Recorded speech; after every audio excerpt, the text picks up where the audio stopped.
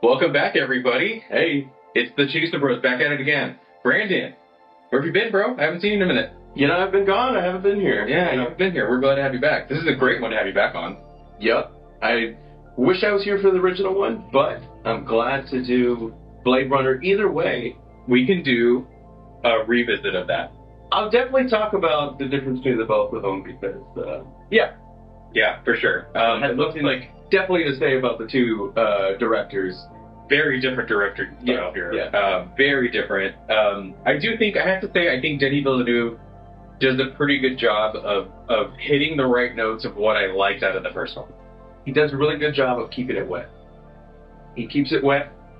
Ridley Scott would be proud of how wet he's keeping wet and slippery. Wet, slippery, dark. Shiny. Cyberpunky. Ridley Scott, at that time when he made, the first Blade Runner, was pretty fresh off of Alien and Alien. Well, Alien's actually James Cameron. Yeah. But Alien, and if you've seen Alien, it's wet. And if you it's very drippy. You see Ridley Scott's version of Blade Runner. It's pretty wet. Alien is pretty wet too. Yeah. It dries up by Alien 3. I had some reservations going into watching this movie. The first time I saw it. Not because I didn't know of Denis Villeneuve, because he's done some movies that I liked. Sicario. He did Enemy with Jake Gyllenhaal. So he did Prisoners. Sicario. Yeah, he did Sicario. He did one called Arrival. I don't know if he did that after this one or before, but he's a competent filmmaker and he has a lot of cool style, I think. But I notably, if you guys saw our Blade Runner episode, we read the book, Do Androids Dream of Electric Sheep, and we watched the Blade Runner movie. And I notably did not love the Blade Runner movie. I do think it's one of those movies that everybody should see if you're a film buff, because of just the craftsmanship and the visuals. But I think it's storytelling, it's paced really poorly, the writing is kind of stupid, the acting, Harrison Ford just does rubber face all the time. Yeah. It's a skippable movie for me, but I do believe that people should see it, at least once. So coming into this, I was like, I'm gonna limit my expectations. I'm just gonna watch it as its own thing. And almost immediately I was like, this gets the vibe. All the stuff I liked from the first Blade Runner, this hits that stuff kind of perfectly. Yeah. It's the cool noise. It doesn't have cheesy jazz. It's more of like a somber sort of electrical or something, like almost not space rocky, but more moody. And that stuff worked.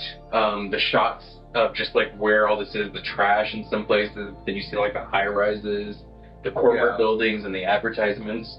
All that stuff was really good. I feel like definitely it did all that well. I do think the first Blade Runner did very well with the whole corporate. It definitely had more of those cheesy aspects of dystopian, for some reason in the 80s, there was this thing about, if there's going to be a weird, crazy thing like dystopian, there's going to be like little people for some reason. Why do they keep doing little people? Oh, when they do the puppets? The puppets and also the little guys that are like stealing his parts from his car in the first one. And then, I'm glad they did not do that in this Blade Runner. Probably a good to not have little people. In the 80s did not look kind on the little folks. You know what though? You know what's funny is that there's like some little person out there right now that's like, man, I really wish I got a phone call to be in this. They're making another Blade Runner. I have a role. I have a job. Yeah. And they're like, they took him out of Peter Snow White. Dinklage was so mad he wasn't even that. Well, Peter Dinklage had some opinions about the little people being cast. Yeah, but I heard that he was like, little people shouldn't be cast as like little roles. But then he takes all the little people roles, and they're like, just because because he wants them. He wants the job. They're like, he's a greedy dwarf that just wants his roles for very, very Tolkien. Yeah. So avoiding certain trappings like that stuff. Yeah, but it's a good move. And keeping like the Asian spin. It kind of just looks like Chinatown.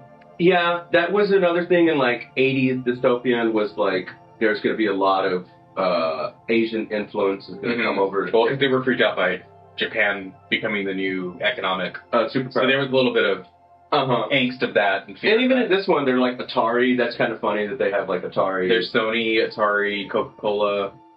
I'm trying to think if I saw like any really egregious ones, but they were. And then, it wasn't too bad. It wasn't too bad. I mean, it is a Sony picture. It is. It is. It is. So, after seeing this movie, this guy only knows, he does Sicario, he does Prisoners, Enemy, Arrival, Dune. He only knows how to make 2 movies. A wet movie and a dry movie. I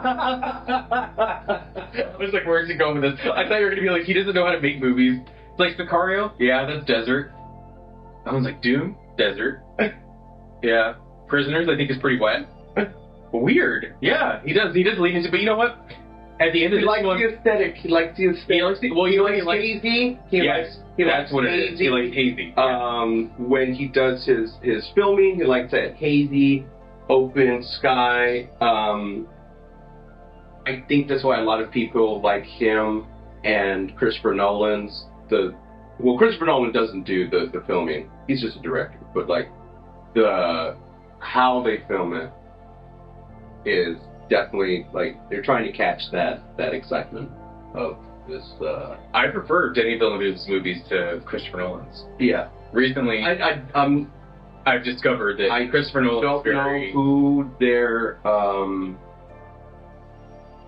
they're using for like their editor, and then also for their like who's actually filming it, but like their director of photography. Yeah. I don't know. Yeah. But and he could work with all different kinds. I mean, it might not be one. I mean, they tend to like working with the same people. Yeah. But I think as far as storytelling, he doesn't really hold our hands through it.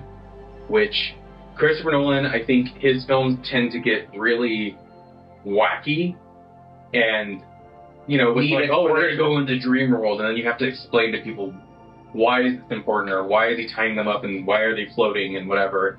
Yeah. And he has to explain it. So 70% of the movie is explanation. This movie doesn't explain anything. It's like, are you paying attention to the information that Kay has, and are you following along and stuff? He definitely makes use of building off of the first one, because anybody that watched this one, the first one, I'll let you get back to that, but the first one, there is not really a lot of investigating. All it is the noir style. This one has investigations. This feels like a cop, like, going down the rabbit hole of this mystery. Yeah. And that's awesome. So, it did good. Very different than, if you watch Bladerunner, it's like, he's not really, they're just kind of telling him where to go, and then he's just kind of sad about it. I was feeling more like Minority Report vibes from this than, the first, like... Okay, yeah. Yeah, he's, like, trying to trace, like, the past and trace, like, where it's at now, and getting very much like a detective looking at... It's much more detective. Hidden information that, like, who's hiding it, is government hiding it? Is it because you see the police and you're like, oh, is it the police that hid it? Is it... and she's like, if there's a child corporation, burn everything and kill it. Exactly. And you're like, ugh. Yeah. Even he's like, I've never killed anything with a soul before. Yeah. Like, is that a problem? This is the human saying that. Mm-hmm. Yeah, he can only make a wet and dry movie, that director. Well, there is snow. But I was looking at that. It's at the very end of Blade Runner 2049. Yeah. And then I was like, combines them, it's dry wet. Yeah. Yeah. Okay. So I was like, I was like, is this nuclear winter? Do you know what nuclear winter is? There's so much fucking debris thrown up into the goddamn atmosphere that it shuts out the goddamn sunlight and we cannot grow anything to eat. Because you have to think that the place is fucked, right? There's definitely something going on, because LA, they show LA and it's like pouring. And it's like flooding. There's like fallout from in like Vegas of like a bomb going off over there. There was definitely like talks about a war, like a blackout. Yeah, the blackout kind of confused me. 30 years, and so all machines shut down at some point. So it seems right after it at least what the time frame that they give us, is that right after Harrison Ford in 2019, because that's when that film was supposed to be. I just rewatched that one too, the first Blade. The original Blade. We were laughing and it says 2019 and we were like, we got it so wrong. And it's supposed to be 30 years after, and right after the 2019, the blackout happened in between that time of when the child was born. I guess that's also how the child was able to slip through. Mm-hmm. Because of such an advanced society, they did have to add that. Because if you don't add this external conflict that they're already kind of like well established and over it, that erased the records, like restarted everything, how would you have Dave Bautista, who is like living for 20 years on the run? Yeah. That was a pretty cool opening scene. That was pretty cool. He's only there for a little bit. I wish I had more Bautista. I mean, for a little bit. I'm happy with what we got. I wanted more little glasses on his big fucking head. You know what? It's funny that you say that. I might be wrong on this. The only reason I put this Paul Tremblay book up here is because it's a nod to Do Androids Dream of Electric Sheep.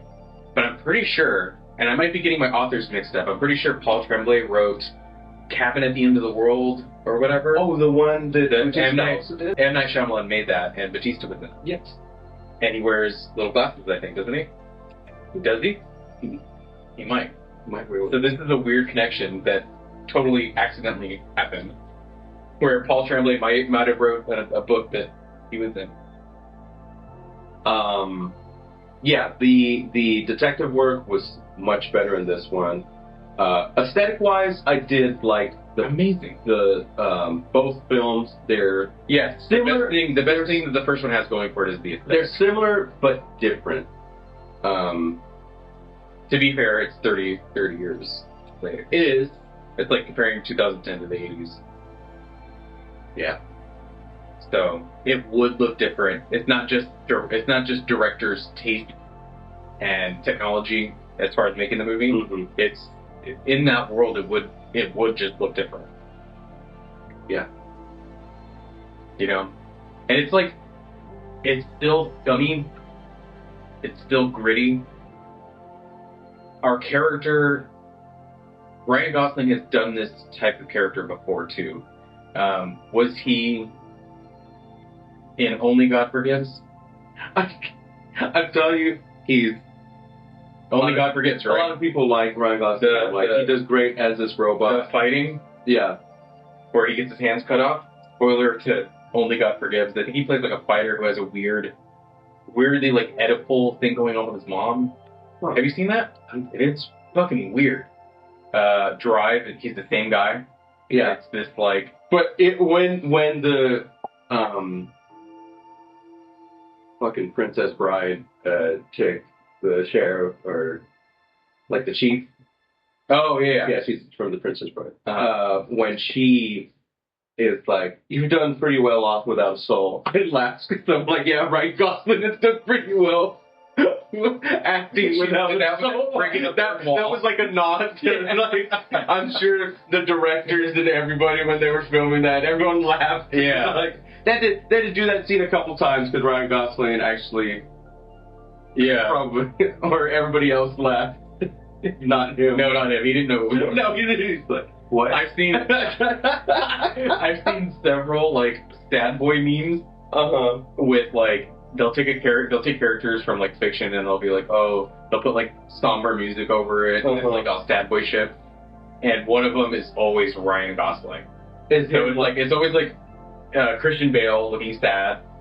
It's Ryan Gosling looking sad. There's a few more that they always go to, and I always think about that when I see Ryan Gosling. But they choose him for that because he can do that. He does fun roles and he does more than that. I think the first movie I ever saw him in was The Notebook, because some girl I was dating at the time was like, "We gotta watch it." I was like, "Okay." And he's not a robot in that. No, he's not a robot in Barbie. You know, I mean, he's a doll. A different version, a different type of robot, I guess. But you know. What's that movie he did with Russell Crowe? where they're like cops or they're like bounty hunters or something. It's kind of like a name that's similar to like the other guys or something like that. It's something like that, yeah. Something like that. He can bring home the funny. He's got...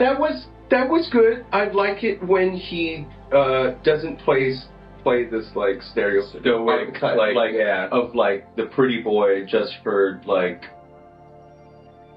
that sake of just because he's handsome. Just to bring people in to watch a movie.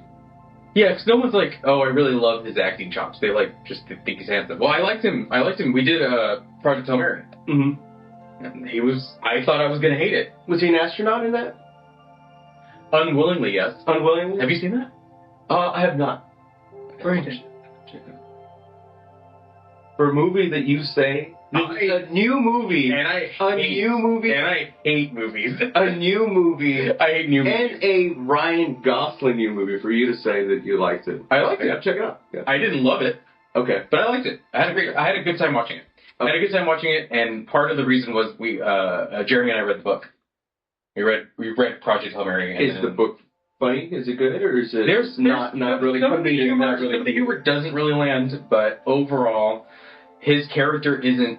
I mean, the story is about friendship, and it's him. You know what it's about at all? Do you know anything about? Yeah, it's about him becoming friends with an alien, and their situation is dire, and they have to team up to solve the problem to save their species. Yeah, and Ryan Gosling, him being in control of that, or like having to be like, okay, I'm here to solve this, and working side to side with this alien, it works. And I was expecting to hate it, and I didn't. So that's saying kind of a lot. You gotta check it out. But my tastes are very specific to me. Yeah, so because you love Super Mario. I love Super Mario Bros. I could watch that every fucking other day, dude. Jonathan, give me the legs. Give me the legs, dude. Oh my god. I've been really wanting to watch. We're going off the rails here. Yeah, I've been really wanting to watch Passion of the Christ. For real. Yeah. Yeah. We've been talking about doing the Gibbs. I want more Gibbs. And I wish Gibbs did a cameo in the movie. Dude. Okay, here's the thing. Do you think he is secretly like in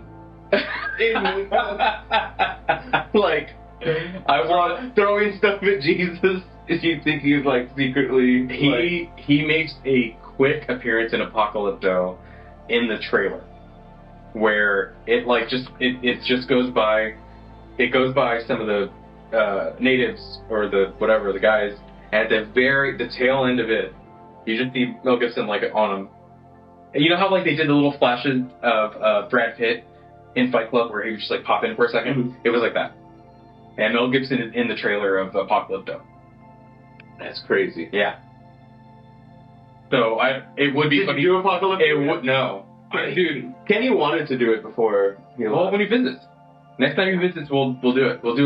I gotta give me more Gibbs. More Gibbs. I think it's a fucking travesty. Do you think Gibbs would have been better in Blade Runner, in the first one, than Harrison Ford? Yeah, I think Harrison Ford sucks. Straight up, all his movies. Overall, I mean, he's like Indiana Jones. He's good. Yeah. But like that. I like him when his family is being taken from him. He was the Taken before Taken. Yeah. I like him across Sean Connery.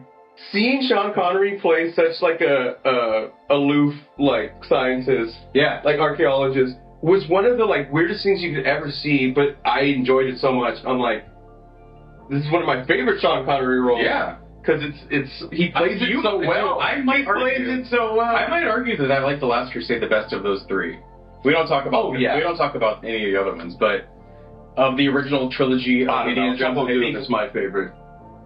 That is my guilty pleasure. That is my guilty pleasure. That's my favorite. First one's a classic because you got to see some Nazis melt their faces off. Of course. And that's got the bolder. That's got more of the iconic. You got to get that in the third one too, when the guy just turns into dust and the lady's like, ah.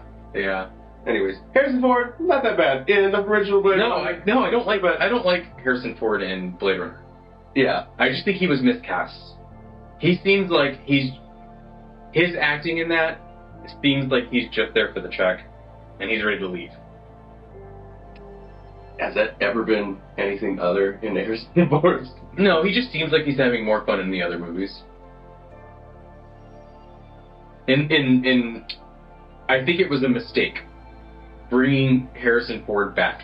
Trying to pull this is like, in this one. I think this was a studio note. I think this was something that the studio told Denis Villeneuve.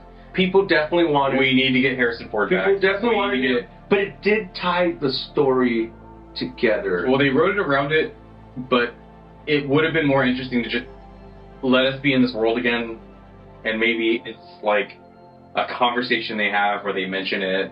You know, like not a cameo actor-wise, but like. Well, to me, there was this version of the ending, or they could have gone another way, where there's no Harrison Ford, and you focus more on this rebel thing that is going on with this. Yes. With this one-eyed. Yes. With this one-eyed that would have been rebel leader. Yes. Well, that's so they didn't develop like that character. The girl, they put her as this like painted as completely oblivious to what was going on. She's living in a bubble. She lives like a literal bubble through dreams, through memories that aren't half real, half fabricated. And that doesn't seem like a leader of this. You know, they're saying, "Oh, we're gonna reveal to her," and like she was never asked, or like she never wanted that. And in the way that this movie ends, it goes into, you know, against what they wanted for her to lead. Like that, she was saying that I'm gonna reveal to her the work, you know, who you are for the why world, it's important. why it's important. You're Right. gonna lead us against this revolution, and that girl has nothing. Like she knows nothing about that. She's never had any connection to that. She doesn't even know she's a replicant because she was born, and she has memories. So at the end, that's kind of like giving her more freedom by, instead of being tossed over back into what they thought was better for her. Because what are you suggesting? Harrison Ford gave her away because they thought what was better for her, and they wanted her to be the leader of the revolution because they thought that's what was needed of her. But at the end, they give her. She talks about, oh, I take my little bit of freedoms from like Jared Leto's character. Forget what the corporation, not Wallace. Yeah. I take my, you know, by being a private contractor, by still not being bought out. That's how you maintain some independence. And at the end, instead of killing Harrison Ford because he was told to do that by the leader of the rebel force, so the rebel force didn't care about her. They wanted her father dead because they thought he was going to say where his daughter was, but he was never going to do that, like, because he ran away. And they were like, yeah, and she has to be our leader. But at the end, he does that thing, and it does give her freedom because she's no longer bound to, oh, I have to be this rebel leader that I have nothing to do with, basically. And I get to meet my father, because everybody thought it was better for me to not know my father. At the end, she does. So I think I enjoy that a little bit better because... Better than what? Than the alternative if Harrison Ford was never involved, and they would have to focus on an ending where she leads the force. Again, my issue isn't that... Or some sort of... My issue isn't that it's connected to the first movie. It's a sequel. Yeah. That's not what my issue is. Mm-hmm. My issue is specifically bringing Harrison Ford back. Because they could have told that through dialogue that this is what he wanted for you or whatever. We didn't actually have to have him there. Oh, they could have just rewritten the story to not include him as an actor on set. It could have just been something that, you know, he's doing his detective shit and he finds out, oh, this is what, you know, or maybe... I will admit they did, I feel there was some of that, but I feel the most... Like, what was I feel the most of that when they did the, like, rendering of the original of Rachel. That's what I was just gonna. Now that's when I felt that, oh, this is just a grab. Like, to be like, oh, look at this clip of the movie. I mean, it looked cool. It did. They did a good job of it. Like, it didn't look really bad. It actually looked pretty good. And there wasn't a scene where he takes advantage of her. Oh, like in the original one, and he just jumped her. Tell me you want it. Tell me you want it. I want it. I want it. Also, Didn't age well. Also, all I could, I was watching it. Also, all I can think of that actress is just. Oh, My Ventura. Yeah, Finkel is 19 or whatever it is. Yeah. Oh my god. Oh my dude, it's funny that we thought the same thing because I was like, dude, I can't not see Ace Ventura. That's all I can think. This is worrying. Like when she has the bun, completely different. As soon as she layers her hair out, I'm just thinking Ace Ventura. So Jeff Daniels is in The Martian, and Jeremy was like, it was hard for me to see him as this really serious, like hard-ass kind of character because I just kept seeing him with like his mouth open and like looking stupid and Dumb and Dumber. And it's funny that like it's kind of the same thing where you see this lady and it's like you can't unsee that plot point from Ace Ventura. If you watch Ace Ventura a couple times, you can't forget that. Yeah. So that actress is always going to have that. I'm thinking of this movie with Jeff Daniels where I thought that he was pretty good as a serious actor. I don't know if he was in a TV show where he plays like a journalist and he's like berating some students and he's like, this country is the best country in the world or something. I saw a clip of him doing that. I don't remember what that's from. But he can do it. He can do it. Mm-hmm. And then he was good in The Martian. You wouldn't think that I like this movie, but have you ever seen Evolution? Oh, I love Evolution. Evolution is great. When they kill the alien with head and shoulders, they shove it up in his ass. Yeah. Going off of a tangent here. Hey, we're just talking about movies. We're just talking about movies right now. That's what you're here for. Yeah. I mean, at the end of the day, what else is there to say? It's not like philosophically that deep. It's really just like a cool story. It really is just it's a great sci-fi story. Yeah, it's good. On rewatch, I was like, wow, this has good like value to like touch base back on it. Yeah. Watching the first Blade Runner, it was more like I need to take time to appreciate the movie for its artistic style because there's going to be parts that I don't like. And there's kind of stuff like that was like a Space Odyssey. Like, I enjoy the Space Odyssey. How often will I watch that? Probably once every 15 years. Like, it's not something you casually watch. No, it's something like you have to sit down and know, like, you're not watching it for the huge plot development or storyline that's going on. Half of it is just the theme, the mystery, and the visuals at the time were like crazy.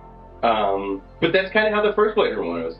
Like it was, but really visually great. It stops there, and that's the thing. I remember the first time he killed what's his name, Rutger Hauer. Yeah, you know, he's the better of the actors. We've been in this is one of those things that goes back and forth. I feel like if they did Blade Runner and had Rutger Hauer be the main character, and he's the protagonist, that's the way they should have done that movie.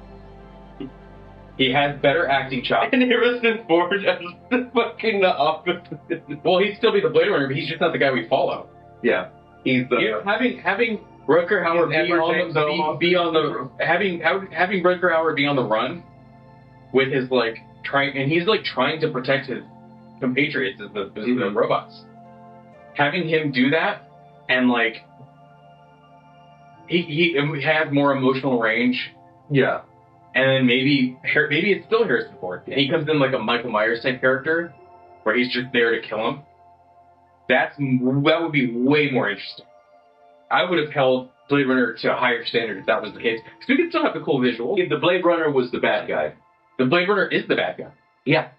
But, so our protagonist should have been Rutger Hauer. Yeah. You know, maybe he does some questionable things in order to preserve, you know, their life for whatever it's worth. But emotionally, I had his back more in the movie. Straight up. I didn't feel anything for Harrison Ford. Harrison Ford was just horny. To a fault. I'm okay with the character being a little horny. I'm not okay with him shoving her up against the wall and being like, I didn't want it. Like, that's not our hero. Rutger Hauer would have wined and dined her. I don't know, he does. Is that Daryl Hannah that he kisses when she's dead? Okay, he's a robot. Just give me that. He gets a little crazier. He's a robot. He's a robot. This is Daryl Hannah, right? Is it Chris? Yeah, I think so. I think so. Yeah, I think so. Chris. And then the character that plays the one that they move in with, he like lives in that shitty apartment. Yeah, he works Sebastian, yeah. J.F. Sebastian. He plays a character called E.B. Farnham in Deadwood, and Deadwood is one of my favorite shows. Like, if you like Sopranos, you love Deadwood. I've gone on record saying that Deadwood is one of the best written shows. I loved it. Better than Sopranos? I happen to like it better. Is it better? I don't know. It's the Western that It's definitely the Western that It's definitely written better. It's definitely the Western bit that you like. You think so? Yeah. I mean, I like Mafia shit too. Do I like Western shit But more? if you like Western and Mafia, I think you're more... I might come out as Western more. Yeah, I would say that. Do I have any Mafia posters up? No, but I do have a couple of Western. You got any Johnny Walker? I do have Johnny Walker. That is what he drinks. I think he drinks it in the original Blade Runner, but he definitely drinks, because I was like, what are you drinking so I can go find something? Now, I called it out, I saw it, but they give it like a new bottle. They give it some like... Yeah, it's like a new... futuristic bottle. I bet you they did a special release. Right? The movie. I bet you they did. Probably. I bet you they did. But this, I was going to get Johnny Walker Black, and then I saw this next to it. Johnny Walker Black cask. It's matured in bourbon cask. Oh. So I was like, we'll try it. We'll try it. I mean, Johnny Walker's, it's a good go-to. It's a J&B. That always makes me think of The Thing. Dude, right? And Kurt Russell. No, dude, I want to do The Thing so bad. Harrison Ford's, like, hideout. Mm-hmm. Because it's like a hotel. It's like there's, a piano and there's all this shit there. But one of the things that I noticed was they're almost, I think it's like, these are replicas of that replica. These are like a small version of what he's got there. Okay. So, that's why I put them out. There are a lot of Asian, just like the first one. Yeah. Yeah, Japanese, Chinese... and he's eating rice. Influence, yeah. Eating rice. First one who eats noodles. Did you ever hear the voiceover version of Bladerunner? The first one? Yeah. Let's look it up when we're done here. A voiceover version? Yeah, there's a, because the one that you saw was probably the final cut. Uh-huh. And there's been like 4 or 5 cuts of Bladerunner, and one of them has a voiceover where Harrison Ford narrates the entire story. Really? Uh-huh. So there'll be scenes, some of the scenes that seem a little bit slower, it'll have him talking. And he's like, sushi, that's what my ex-wife called me, dead fish. Do you think... And he's just flat like that. And there's a part at the very end, the best part... But then I don't know, it kind of it feels like it adds... A noir. Yeah. Yes, because when it's not, it just seems like he's silent. Yeah. And it would add more of the noir. My biggest criticism of that movie is, besides the rape scene, is where he's like, computer, zoom in, or whatever. That scene goes on for like 8 minutes, dude. He's like, computer, enhance, computer, enhance, computer, enhance, and it just like takes forever. It's a cool shot. It's interesting to look at, but like, I'm like, how long are we going to sit here and watch him do this? Like, he can't just like be like, here's what I saw after I enhanced it. Yeah, they still do that in this next one too. He's like, but it doesn't feel left. Keep going. Keep going. Left. Yeah, but it's compare the 2 scenes. It's night and day. Yeah, it's night and day, and it makes sense that we're following him investigating. Mm-hmm. So a scene like that is okay, but if it lasted as long as that one scene, I'd be like, dude, this sucks.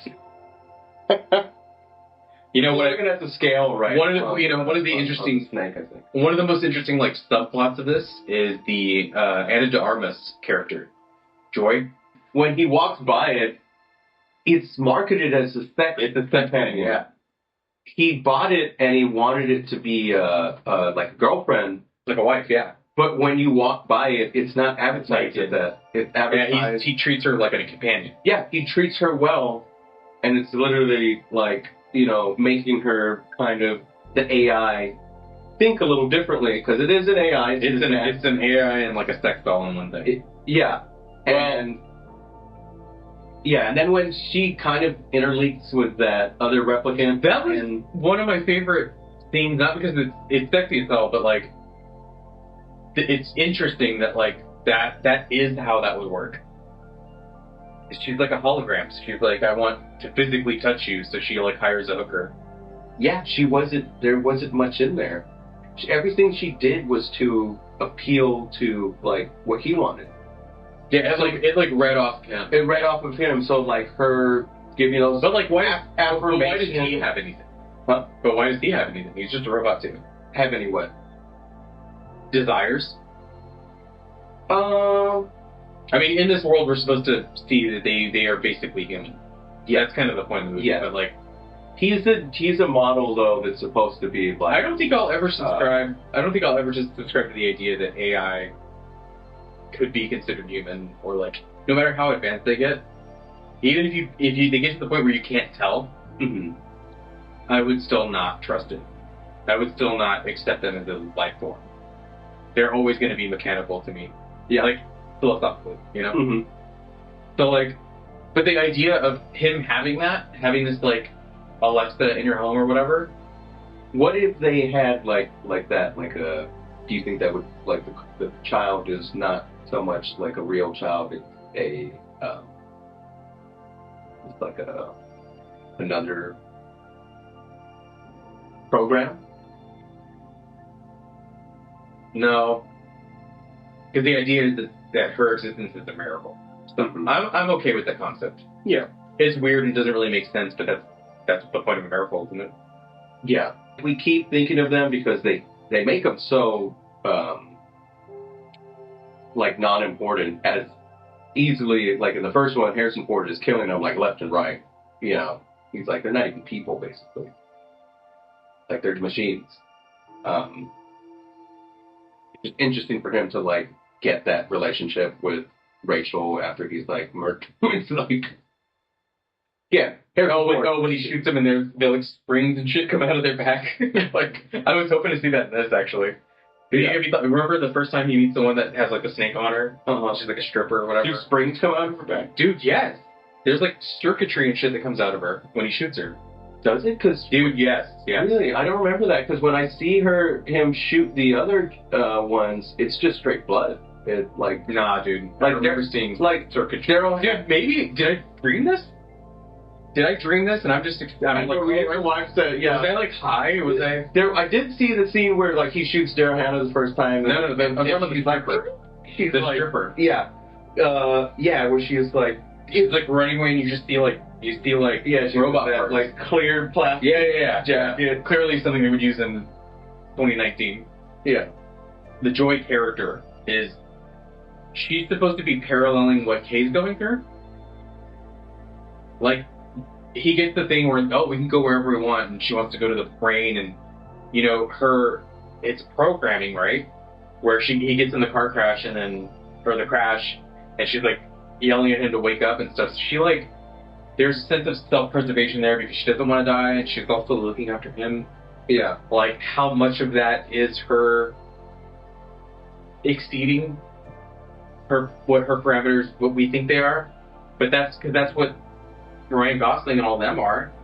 We're supposed to see them for more than what their programming is, or more than what they're mechanically capable of. Where they have a soul, maybe. Yeah, there's definitely a lot of... So they're supposed to be like a parallel for them too, where she's trying to be something that she isn't, and he dreams that he's real or special in some way. Oh, when he comes with that thing, and it also comes with an update too. Personality changes. Right. That's right. From a more refined, like, housewife thing to... No, it's just so that he can take her off of the rail. It is, but once you... But there wasn't anything that said anything to her behavior. It doesn't suggest that her behavior changes when she gets... Did it? I could have sworn it was also a program update, because immediately she changed her outfit, and then she keeps changing her outfit ever since then, the remainder of the film. In the beginning, she's into, like, a 1950s... No, it changes constantly in the beginning. In the beginning? Uh-huh. Before the update, she changes a lot. So where did she just have that, So I don't know if that's... tease? I mean, it's just small. It's not even a plot hole. It's just a small thing where I was like... Well, to me, it's like, yeah, she was... the update made her seem like she wanted to be more alive? The freedom and the... she is alive thing was just part of an update. Again, like she isn't, like... She's excited to get the gift. They know... She's excited to move around. Now, is that trickery? Because, again, remember, we're constantly reminded of these advertisements. So is it like... If it acts happy that he's getting upgrades for the thing... Doesn't she talk about that? He's spending money to buy... Yeah, doesn't she talk about the advertisement at some point, though? Of the product? You know what would have been funny? No, I don't think so. I don't think so. But what would have been sad and, like, kind of funny, I would have done this as a filmmaker, is have somebody else have that thing. Have somebody have, like, the free version. Mm-hmm. You know, where, you bought the rail thing for the house, but you didn't buy the subscription or whatever, so it has to run ads. Mm-hmm. So imagine Anna de Armas, she's in, like, some frumpy outfit. She doesn't look sexy at all. And she's, like, talking to whoever owns it. And it's like, you should call Domino's. And, like, runs an ad. Yeah. That would be really funny. Like, and somebody really else. sad. And, yeah, it would be really sad. And he's, like, you know, some, like, maybe one of his co-workers at the police station. That would be, because that would be sad. One of the best things is when he goes... Because seeing somebody else that is more effective... is when those prostitutes, the replicant prostitutes, go up to him. And, like, the one girl that's, like, trying to get information, she stays behind. And she's like, oh, he's not that bad. And then trying to get closer to him, he's like, oh... So he, like, takes her hand off. He's like, I'm dangerous too. Didn't you listen to him? And, of course he's a replicant because he understands the Japanese and the Russian and everything and he's scanning through the stuff super fast. So, like, there's little subtle things. And then him being able to beat Dave Bautista's ass, which was like, yeah, only if he was only if he's super strong. A replicant could he do that, because if not, Dave Bautista would fucking kill him. Yeah. I like the, Love. Oh, that chick? Uh-huh. She was fucking sweet in this movie. I was like, dude, this chick kicks ass. Because she plays this... She was robotic, like... Yeah. And then there's the part where she grabs the one lady and squeezes the glass in her hand. And she's like... And then kills her, yeah. And she, like, looks pissed, and you're like, okay. And, you know, there is that thing, again, we're playing around with the idea that these androids might achieve personhood, that they might achieve humanity in some way. Yeah, They might definitely have jealousy and stuff like that. Pride, jealousy. Hey, if she's got like daddy issues, which is weird. Honestly, what is being human if it isn't just having faults and having indulging in sins? And like, because as a program, as an AI, you're given these directives that what is good or bad, and the only thing that makes you outside of your program is to do the bad, is to indulge in the sin. Right. In her being jealous, being prideful. He's like, I'll lie. She thinks he can't lie to you, but I'll go back to Jared Leto and tell him that you tried to shoot me first. Yeah.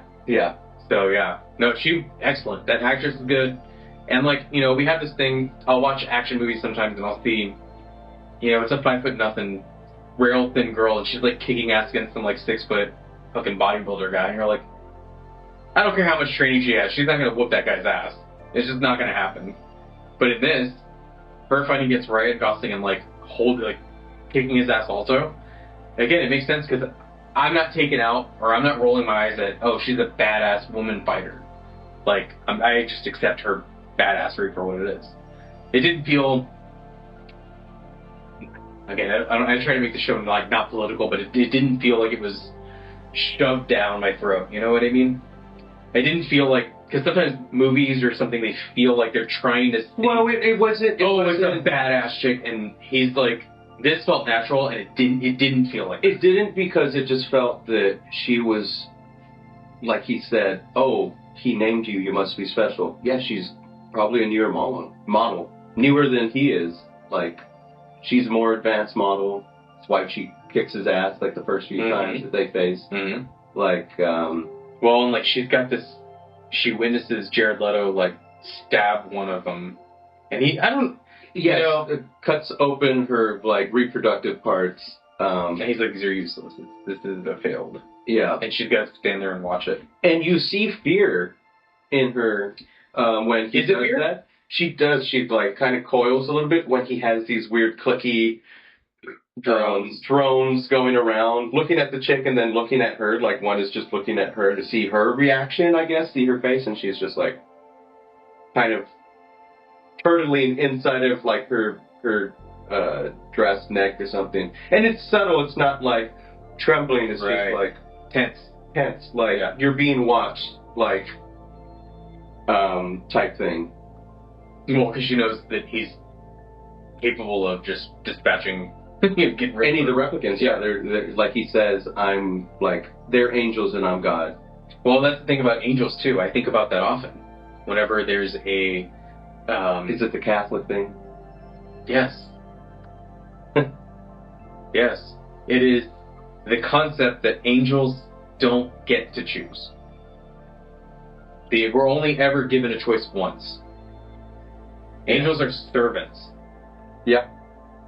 They are holy, they have powers, in the story. Mm-hmm. I obviously don't believe in angels. They are servants. They only exist to serve God. Period. Yeah, and Jared Leto, that's exactly... Yeah, so his idea of calling them that was really... I was like, yep. This kind of household would servants, and then also, like, that kind of, like... They're special, they're powerful. Like, little manifest destiny type thing, too, where he's like, only through my angels can we reach the stars, we should be trillions, we should be, Yep. And honestly, as much as I don't like Jared Leto, I really don't. Like him as a person. I actually think his, like, weird narcissistic thing kind of works here. In this, yes. And I hate to say that. Because, like, you're supposed to be like... You know why it works so good? Because that's just him? Well, yeah, he's being the least human, trying to be the least human in this movie, and that works well for him. And every movie where he tries to be human, it does not work. Like, bro, stop playing humans. I just want to watch him in Fight Club get the shit beat out of him again. Oh, yes, I want to make some... And they call him Angel Eyes, I think, right? Huh? What do they call him? Angel Face or something? Something like that. It's like, I want to destroy something beautiful. Yeah. But that kid hasn't...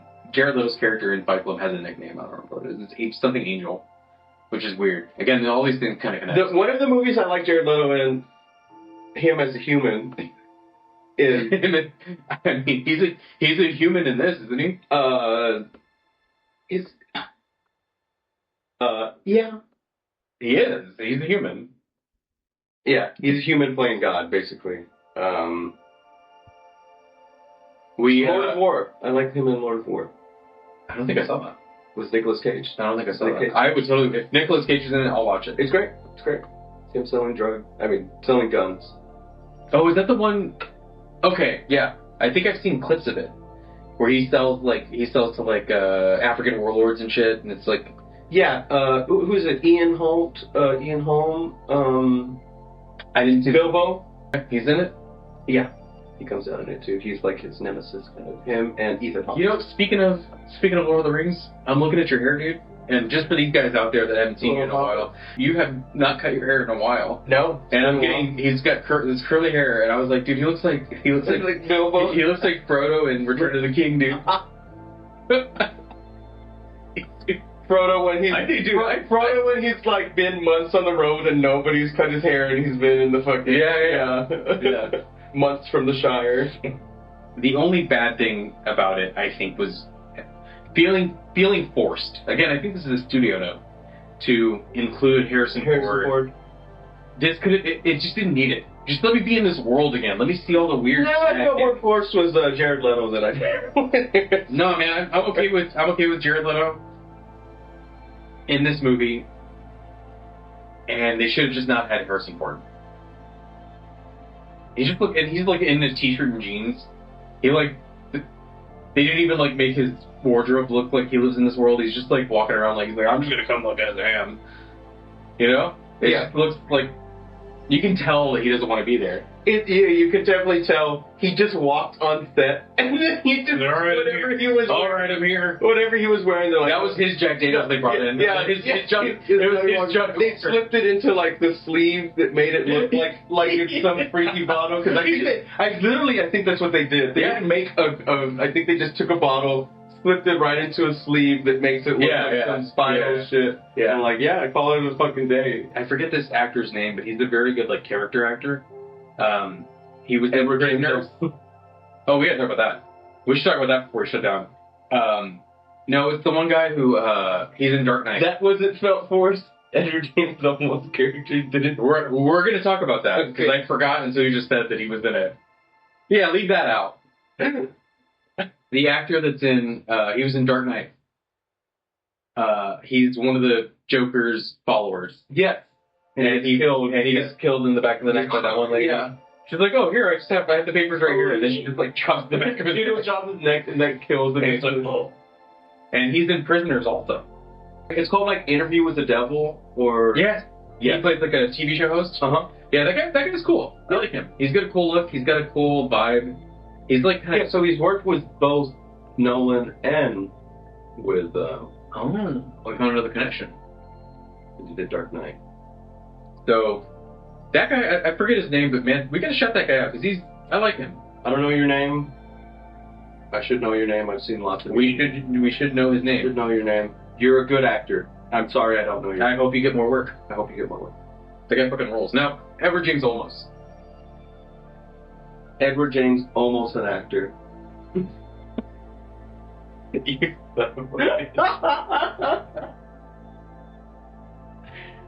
What a forced... I know, that was forced. He didn't even say anything. He's just, I have a bow tie. They didn't even bother to put the contacts in my eyes this time. I'm like, what is this? And then he's like, I look like the ice cream man. Or he's like, look like the fucking milkman. I'm like, do you work at the nursing home? Or do you want to flex the rest? Are you fucking... Are you a patient? Are you an orderly? Or you one of a resident? Yeah. Jesus Christ. I'm like, do they just let you dress like that? It was really, you know what? It was just... that was forced. It was really that was definitely forced. And it was like, they definitely could have written around it. Now, here's where I'm at with it. That is a fine cameo because it's just a cameo. Yeah. They didn't make him like some big part of the movie. So you would have been better if Harrison Ford was like left in some nursing home, and they just like, and him and Edward James almost are in the same nursing home doing origami. You finally taught me how to do origami. I know how to make a crane now. Yeah. Am I a replication? Rachel. That's nothing. That's the thing ties Christopher Nolan and this dude. He's like, man, I need to have Rachel. That's funny. Did Heath Ledger ever work with Denis Villeneuve? Did who? Heath Ledger? I don't think so, bro. Probably not. This guy, he by the time he was making movies and really had a chance to make movies, what was it? 08? 07 or 08 when Dark Knight came out? He's gonna do I think he's gonna do another science fiction movie. If I remember correctly, he's gonna do Dune Part 3, but he's gonna do Rendezvous to Rama or something. It's like some 1980s or 1970s like science fiction book. Okay, that was really like famous. You know, science fiction. If you're super into that nerdy ass world, you'll know. You're like, I'm gonna watch. Yeah, I think it's called Rendezvous with Rama. And I think he's supposed to be making the movie that's based on that book. So, yeah. I don't know. I would be interested in seeing him sort of revisit this world again because he found some cool stuff with like the in-home like AI thing that was kind of interesting. And where we are with AI now is even a little bit even different than when 2049 came out. Like we've seen things that we didn't think we were going to see, you know. So I'd be interested in going back to this world. Let's leave Harrison Ford out. You know, just this world is interesting, and you can tell interesting stories in there. Yeah. So I don't feel like this is one of those rare occurrences where I don't feel like it's just a money grab, where there is something kind of creative and cool that we can do here that people would want to see. About that Blade Runner could. It's not like just Marvel slop, you know.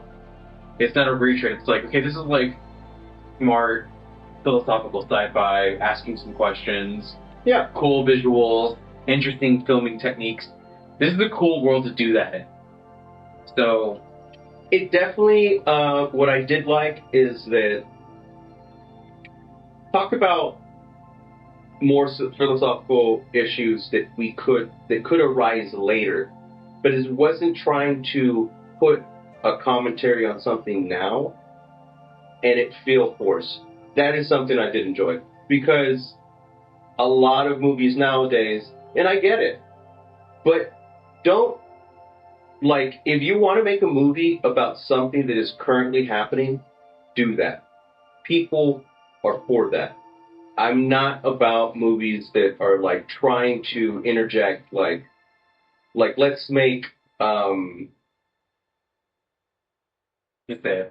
let's make some superhero movie where it's like it's out in space, but then let's like involve like border stuff or stuff that's going on in the Middle East, but make it space Middle East. They literally do that in some of these. Dune? They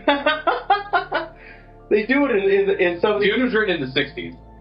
Yes, but like, and I'm talking about Marvel and then some of the other sci-fi movies, right? Especially these big movies, and DC, like they're trying to do it. It wasn't too bad. Like, it was pretty blatant though. You're just suggesting that you can tell modern stories without getting super political.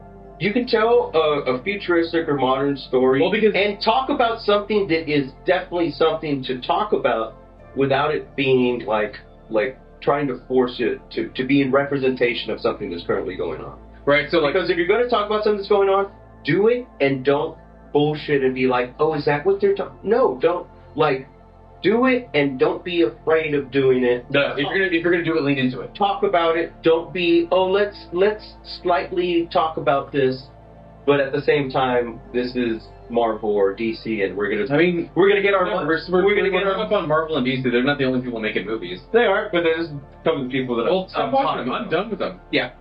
No, stop watching them. It's trash. This is just the mainstream movies that. Okay, that idea I had earlier about like seeing the joy and then seeing like a version. That's, this weird future where people like were crammed and everybody's like got earmuffs on because they don't want to be around the world and it's whatever. There's like commentary on incels and like that kind of thing, and people getting tricked by the news and like conspiracy stuff. Mm-hmm. There's interesting things that could feel very relevant to right now that if they made a Blade Runner series, I would watch it. If they made like a miniseries on Netflix or something. Yeah, Netflix, HBO, whatever the fuck. Well, hopefully it'd be HBO.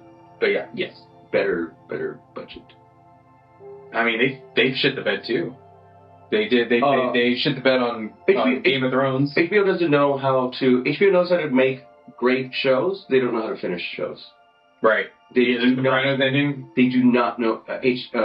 Yes, Sopranos. Deadwood had a bad where they were like, dude, but they didn't get picked up for another season, so it just ended. Yeah. And then they came through and made a movie. Yes. Where they're like all old and shit. Mm-hmm. Very out of. Fucking love Deadwood. Yeah, it's Boardwalk Empire. Mm-hmm. Good one. Yeah. Terrible fucking ending. Yeah, okay, so maybe it's just a theme of HBO. They like, well, because their expectation. Rockstar Games? Yes. Rockstar doesn't know how. Rockstar is HBO. They know how to make a great ride. They don't know how to fucking end it. Like their story endings are some of the most hated endings. Yeah, but who's going? Oh, I really didn't.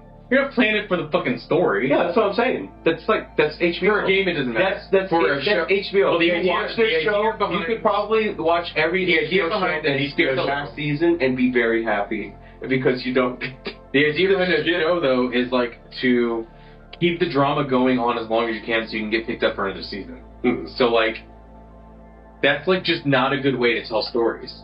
That's why like comic books are kind of stupid, because it's like, oh, we got to bring people back from the dead, and like there's always like some world changing event that's gonna happen because they can't like they have to keep selling the character, you know? Yeah.